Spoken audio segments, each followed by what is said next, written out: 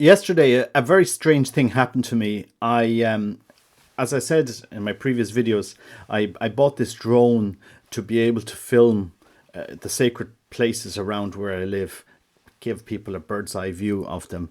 And so yesterday I went out to Downpatrick Head. Last Sunday I went out to Crowpatrick, and I thought, what a beautiful day to take a video of Crowpatrick. It was actually spectacularly beautiful day. So I went up to the top of Crowpatrick, but it was like so windy. There was not a chance I could take off a drone that day. It was extremely cold and very windy, but very, very clear, beautiful day, absolutely beautiful day. But yesterday was a lot calmer before the rain arrived, and so I did that video out of Dumbrista Stack and Downpatrick Head. But when I was driving out there, a very strange word came to me, and it was teacher. It was this I don't know, what would you, inspiration? If you think about it, in the gospel, Christ is referred to about 60 times as teacher, rabbi, o Didascalos in Greek, Magister in Latin, teacher. Christ taught.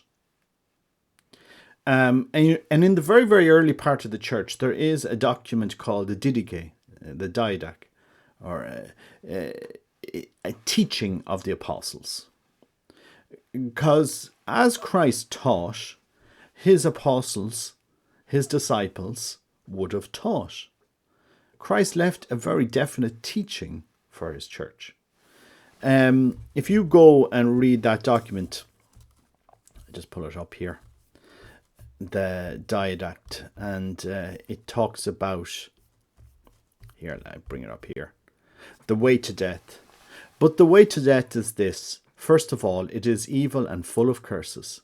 Murder, adultery, lust, promiscuity, theft, idolatry, magical arts, witchcraft, robbery, false testimony, hypocrisy, duplicity, treachery, pride, malice, stubbornness, greed, foul language, jealousy, arrogance, pride, and boasting. Prosecutors of good men, hating truth, loving a lie, not knowing the reward of righteousness, not adhering to the good, nor to good judgment, alert to evil rather than to good, neither gentle nor patient, loving worthless things, pursuing a reward, not having mercy for the poor, not working for the downtrodden, not recognizing the God who made them, murderers of children, corrupters of God's creation, turning away from the needy, oppressing the afflicted, advocates of the rich, unjust judges of the poor, sinful in many ways. May you be delivered, my children, from these things. Beware lest anyone lead you astray from this way of righteousness. Beware lest anyone lead you astray from this way of righteousness, for he teaches apart from God. And if you bear the whole yoke of the Lord, you will be perfect. But if you cannot, do as much as you can. And there you have, a very, very, very early document, the teachings, the Didache, because our Lord taught. And what was coming to me as I was driving yesterday was our Lord saying, tell my priests they are teachers. Now, sometimes when you get this kind of message, I feel very anxious trying to discern it. But then at the end of the day, as I reasoned it, what our Lord was saying, tell my priests they are teachers. Well, they are teachers. That's the mission of a priest. What other mission does a priest have other than to teach? Sometimes we can learn a lot in seminary and religious life, but we don't learn the heart of Christ sometimes. We can speak of Christ, be the greatest theologians, and publish dozens of books, but not know Christ and not be transformed by Christ. But it's the only mission really a priest has, is to preach with the heart of Christ, is to be a teacher, o Didascalos, Magister. And, my video yesterday on fiducia supplicans, somebody sent me on from a video that a priest did on EWTN in the Low Countries. And he made the point that fiducia supplicans turns the priest into a prostitute, in the sense that he's obliged to perform a blessing to whoever comes looking for it. That's very strong words, but that's what I'll publish the article below. And we really have inverted what is the mission of the priest, which is to teach. To teach a truth, to teach a way that is not theirs. And oftentimes in the church today, sadly, priests have become social workers. We want to accompany, but we don't want to teach. We want to be friendly, but we don't want to teach. Nobody would question a priest for teaching hard truth. Nobody, because that's who you are. You are alter Christus, another Christ.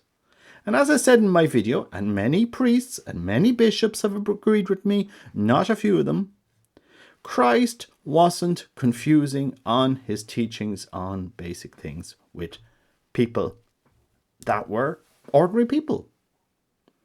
He didn't make it confusing to say what marriage was, how a man should respect a woman. He didn't make it confusing at all. They understood pretty clear, because he was coming to them with a new teaching. No, you can't divorce. My teaching doesn't permit divorce.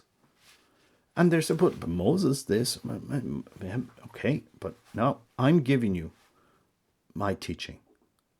And it was a change. Oftentimes, we're afraid to give this teaching. I mean, I'm a layman.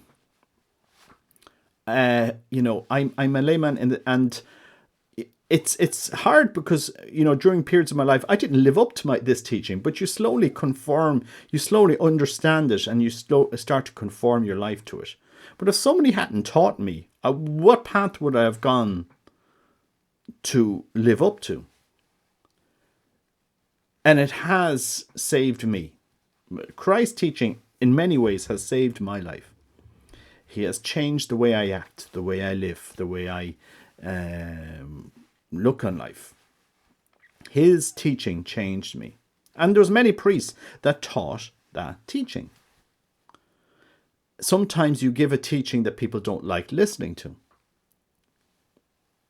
But they might come back 20 years later and say to you, actually what you taught, I didn't understand it then, but I understand it now. You sowed the seed. I would ask the church to reflect on the confusion that they are living at the moment. The church is apostolic. The church is teaching institution. It should be. I think there are 17,000 new Catholics being baptized, adult Catholics being baptized in France this Easter.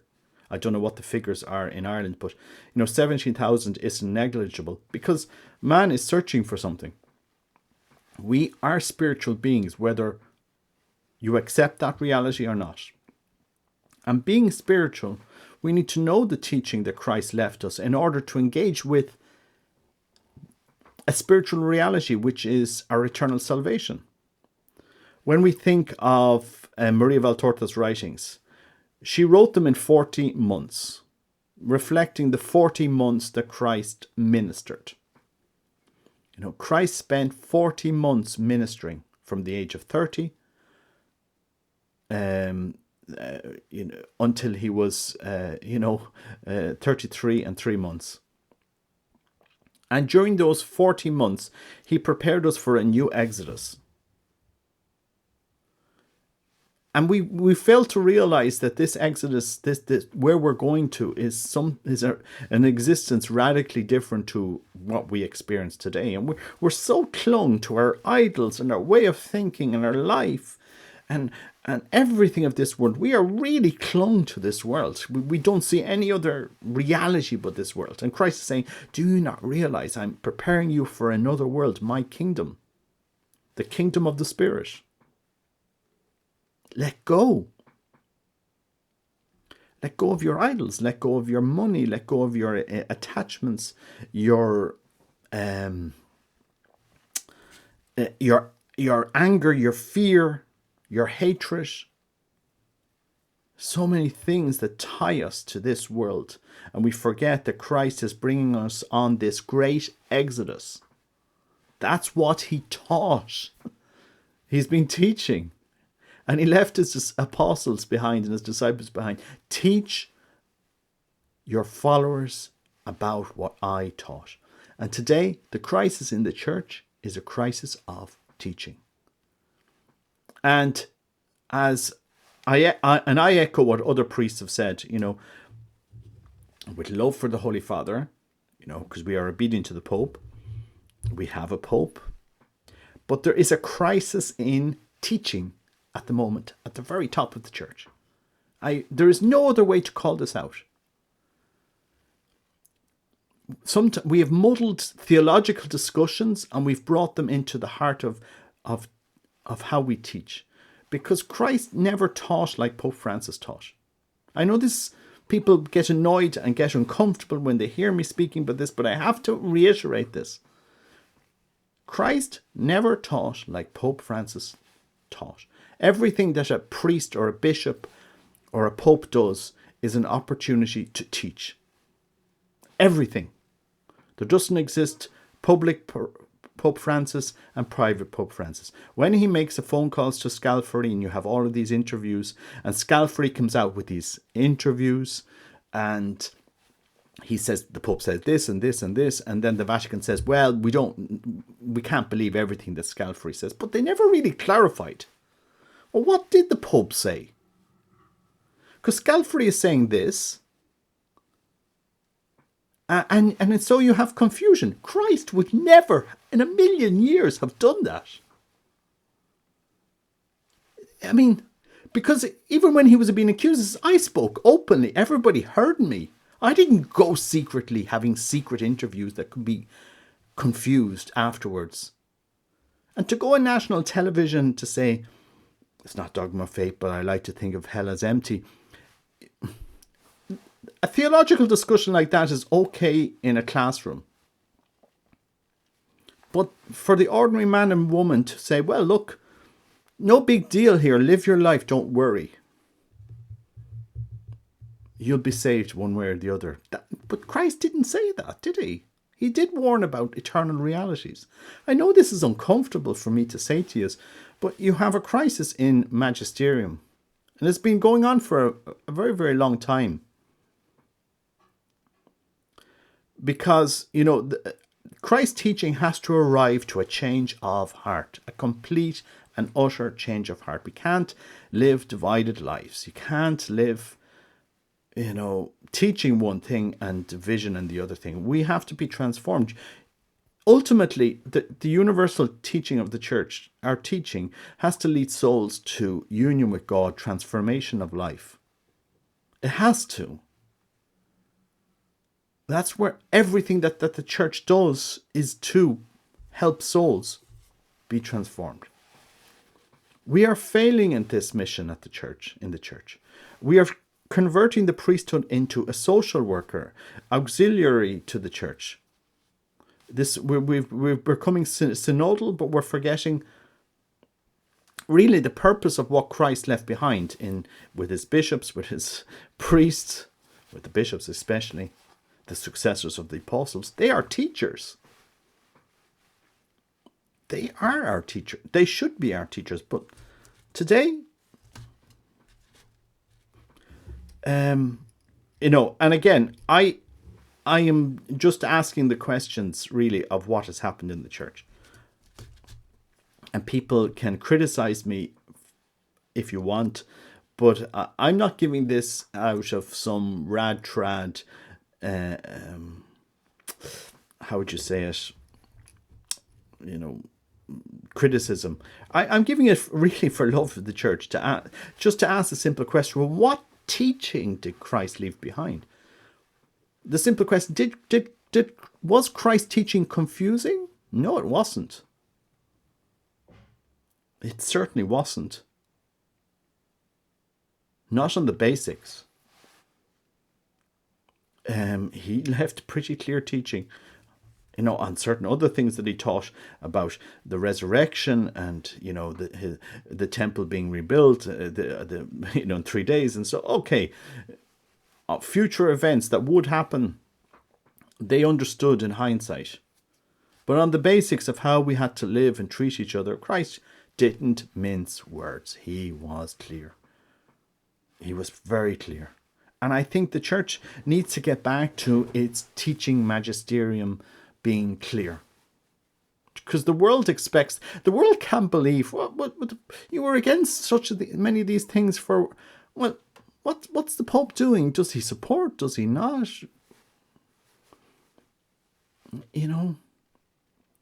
Sometimes Christ's teaching makes people uncomfortable.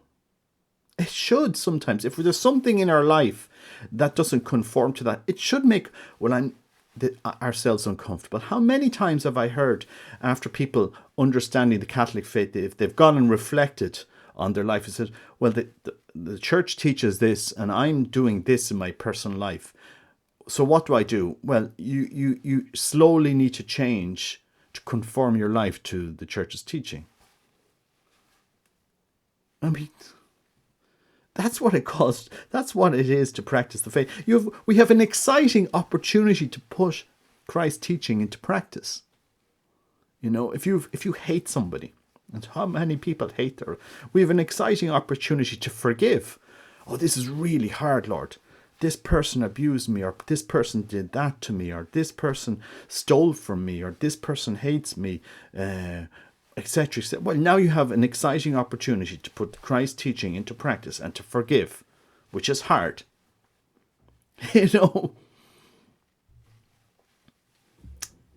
Look, unless we realize this, I don't know where this podcast is going, in the sense that the simple message that Christ said to put in a video was, tell my priests they are teachers. That's it. You make of it what you are. You're not social workers. You're not there to accompany people in their sin. You're there to teach them how to exit the paths of sin in their life, to help them on that exit, to lead, if they want it, to lead them to righteousness, to Christ, to help them to conform their lives. It's a practice. It's your gym masters in a gymnasium. That's what you are. And if that's not your mission, if that's not what you feel you are, if you're just doing rote masses and rote homilies printed off from some website without heart, etc., etc., and your life is spent on golf and everything else afterwards,